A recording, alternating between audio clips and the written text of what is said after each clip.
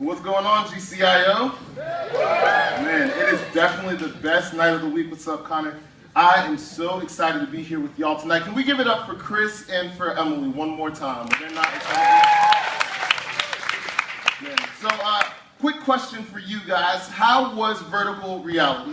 Yeah, that's what I thought. My name is Gerald. I lead a group of junior guys down at North Point. And like I said, I'm super excited to be here tonight. And I love VR, and I love the retreats that we put on. But if I'm honest, my favorite one is the walk. Any walk fans in the room? Anyone like the walk? I have to tell you, the walk is my favorite for two particular reasons. A is because the beach is incredible, and I always come back with an awesome tan. Check me out, right? But I also love the walk because of freshmen. Now, I don't mean that in like a weird, creepy, old dude kind of way. I just really love freshmen, and here's why. My group and I would walk around looking for freshmen. When we walk up to a group of freshmen and be like, hey, does anyone in this group want to win $20? And there's always a freshman who's like, me, pick me. So we pick this freshman, and I'll have them stand like right in front of me, and I'll say, hey, which one of the guys in your group are you closest to? And they'll pick one, and so I'll have that freshman stand here. So there's a freshman directly in front of me, and there's one here, and I'll tell this freshman, all right, listen, we're gonna play a game. There's 3 rounds to this game, and if you win the game, you get $20. So that you know that this is real, I'm gonna give your friend the 20 bucks right now. So I would hand his friend the $20, and be like, just hold on to that. So here's the way the game works. I'm going to stick my hands out like this, and for the first round, you're going to clap above and below my hands 10 times. You get to 10, you make it to round 2. So I'm like, all right, cool. So I stick my hands out, and he's like, all right, here we go. 1, 2, 3, gets to 10. I'm like, all right, good job. Way to go, freshman. So, stick my hands back out. I'm like, all right, here comes round 2. The way that round 2 works is I'm going to go to 20 this time. You have to count to 20, clap above and below my hands, and I'm going to move my hands up and down. He's like, all right, here we go. So I start moving my hands, and he's like, 1, 2, 3, gets to 20 this time. Now this is where I bait him, because it's a freshman, and of course he's going to fall for what happens next. And so I say, all right, here's what's next. Now no one has ever done this before. You will be the first person to complete it, but if you do, you get $20. You have to make it to 50, but you have to cover your eyes while you do it. I'm going to give you 3 shots because this is a little more difficult. And so one of his small group guys would come up from behind and cover his eyes.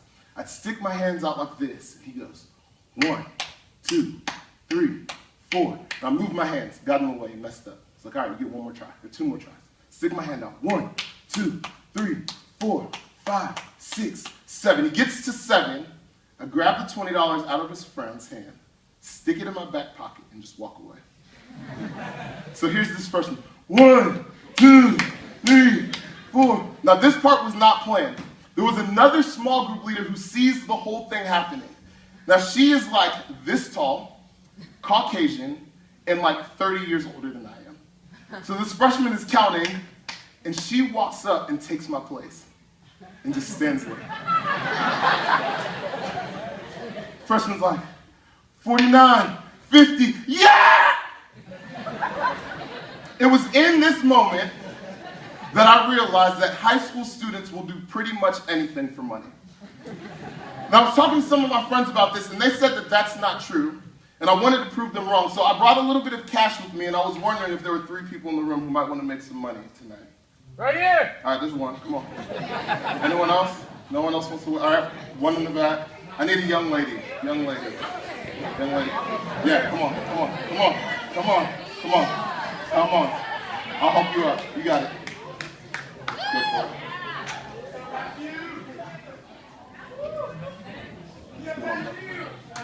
All right, you are going to be first, okay? You're going to go last, and you're going to be second. So y'all switch places for me real quick. All right, tell me your name. Matthew. What school do you go to, Matthew? Peachtree Ridge. Anyone? We got some booze in the room. Sorry, Matthew. All right, here's the way that this is going to work. I have, let me see if I got it here. All right, I have $5. Check this. Tell me if it's real. Okay. We're at church, bro. We're at church. Give me the $5. Yeah, that's what we thought. All right. It's a $5 bill. I'm going to give you 30 seconds to sing any song in the room right now. If it's good, I'll give you the $5. If not, I keep it. You have 30 seconds. Ready? Go. Palms are sweaty. These weak arms, the head is floating on the sweater already. Mom's spaghetti, he's nervous, but on the surface he looks calm and ready to drop bombs. But he keeps on forgetting what he wrote down. The whole crowd goes so loud, he opens his mouth, the words won't come out, he's choking out. Everybody's joking now. To reality. Gravity. Okay, yes, good job. We all think Matthew earned the $5. No, absolutely not. You get nothing. Thank you for trying. You can have a seat. What's your name? Naka, you were wearing a Georgia Bulldog shirt. Go get it. Naka, since you are second, I'm going to double this for you, and we're going to do $10. $10. You have 30 seconds to dance to whatever song they play next.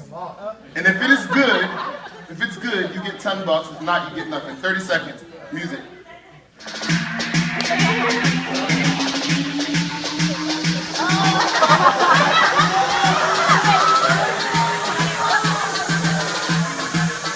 Okay, and we can kill the music. You clearly have decided a reason to turn down. All right, last person. What's your name? Allison. Allison, what school do you go to? Northwood Mag. Don't you have like a really good football team? They lost yesterday. The struggle is so real. Allison, this is a $20 bill. Is that a real $20 bill? Okay. Allison, do you want this $20 bill? Okay. Do you want the $20 bill? Yeah. Here. Have a seat.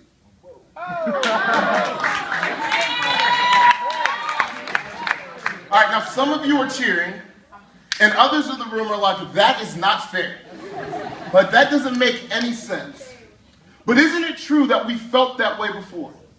Like, what about the kid in your math class who gets A's on every single test? And he walks out of the hardest test of the year and he was like, dude, that was so easy. I wish you would have given us some harder questions. And you studied all week, not like the kind of studying where you're really on Instagram and you're telling your parents you're studying, but you're actually studying for an entire week and you barely get a C. Or what about that kid that came out of the womb looking like Leonidas from 300? He had like a 13-pack. I don't even know how he had a 13th one. It's like, this is Sparta out of the womb. And you work out like every single day. Every single day. And this kid is just naturally ripped. Or what about that girl, ladies, at your school, who is just a jerk to everyone, but for some reason is still the most popular girl at your school? And you are nothing but nice to everyone, and you can count all of your friends on one hand, 3 of which are your mom, your dad, and your dog. Isn't it true that we've all been in situations and thought, that's not fair? And if we were to have that conversation with our parents would say, well, life's not fair. They say, life is not fair. And you just have to deal with it. Here's the problem with life's not fair, though. Saying life's not fair doesn't explain why your parents are in the middle of a divorce and their parents are still together.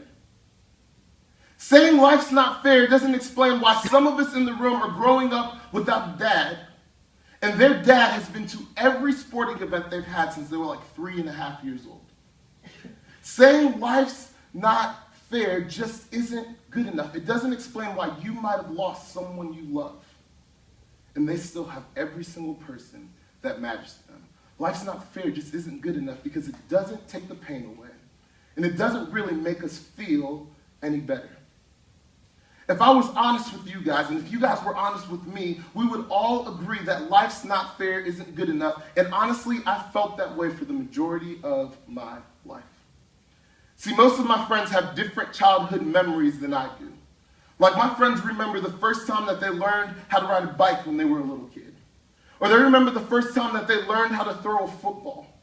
Or if they're a girl, they remember the first dollhouse they ever got. But this little guy, this young, handsome stud muffin right there, he has different memories.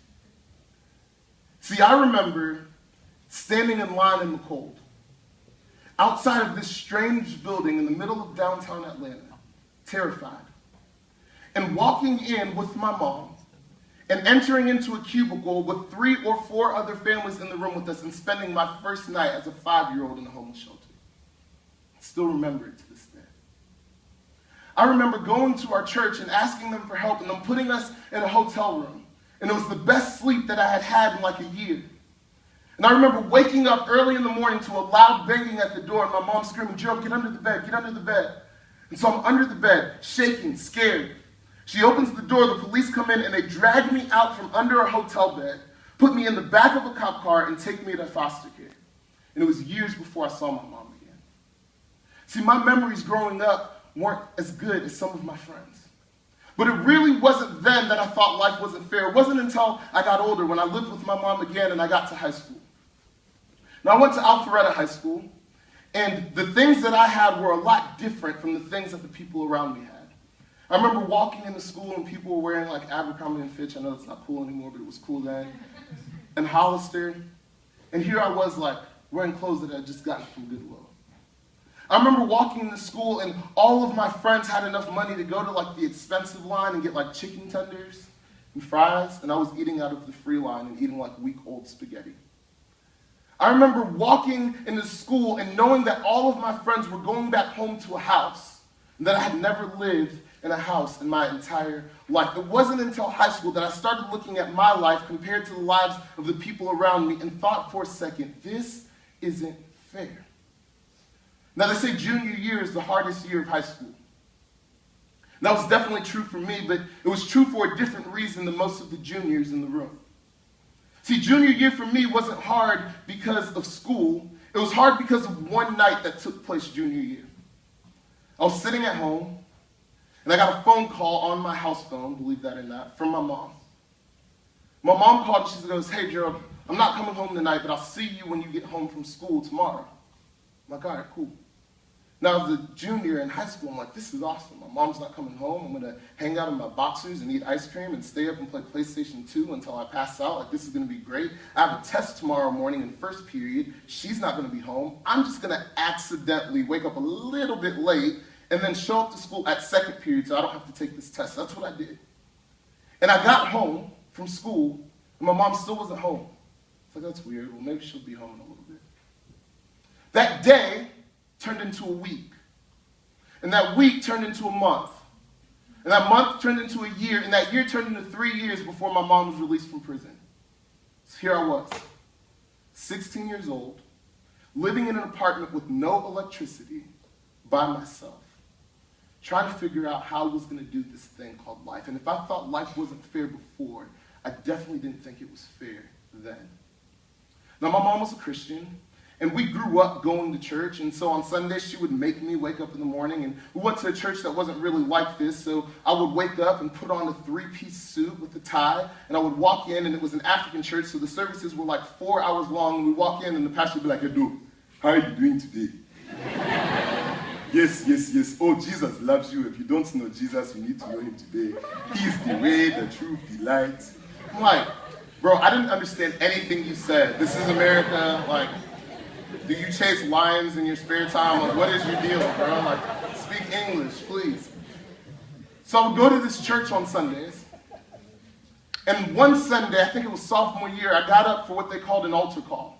And it was like an opportunity to accept Christ. And so I got up and I did that, but I didn't really do it because I wanted to or I felt like I should do it. I did it because it was like an obligation. It wasn't like something I chose to do. It was like, this guy is up here and he's like, is there one more person? I know there's one more person. So I'm like, all right, dude, I'll go just so you can stop saying that. So I went up there, but I didn't really know what I was doing. And so I looked at this situation in my life at 16. And looking at my mom, who was a Christian, go to jail and leave me by myself, I made a conscious decision on that day that if this is what Christianity is, I want nothing to do with it. I don't want to be a Christian. Look at what happens to them. So I continued on through high school. I graduated. And I started hanging out with some of my friends. And my friends were throwing parties for a living, like not like little house parties, like massive club parties. We threw a party at one point that had over 3,000 people there. And I got involved with this, and I started throwing these parties, and I was making a lot of money doing it, and I was drinking a lot and doing a lot of drugs and hanging out with a lot of girls. And for the first time ever in my life, things felt even. Like things finally felt balanced. I felt like life is finally fair. Because I have all the things that the people around me have. And I thought it was awesome. Until the end of that year. See, that year I had 4 friends who didn't make it to the age of 25. 3 of which were brutally murdered. People came into their house and shot them. The 4th committed suicide. And that summer, I went to this mission camp that I would go to every year. It was like the only good thing that I continued to do. And I remember laying on a floor and crying all night. Cried myself to sleep. I woke up the next morning and I found my friend Sam. I said, Sam, I don't know what to do, but I know that I cannot continue to live my life in the way that I'm living it. I cried all last night, but I don't know what to do. Sam looked at me and she said, Gerald, I don't know what to do. I don't know what to tell you. All I can do is tell you to listen to this song. She played How He Loves for Me by David Crowder.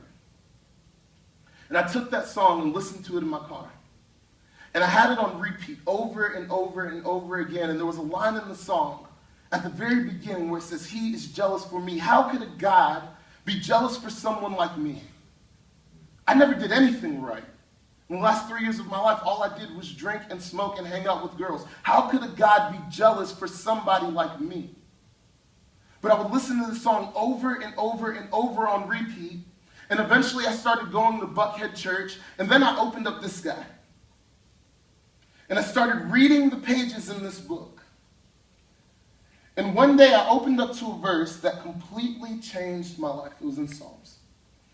Now in Psalm, David, the same David that slayed Goliath, is writing these songs and these prayers to God. And in Psalm 25:7, he says this.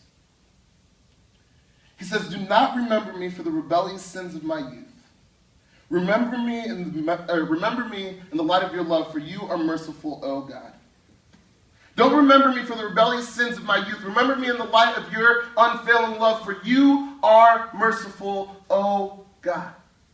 Here I was all of my life asking God to be fair, asking God to balance things out, and David was asking for the exact opposite.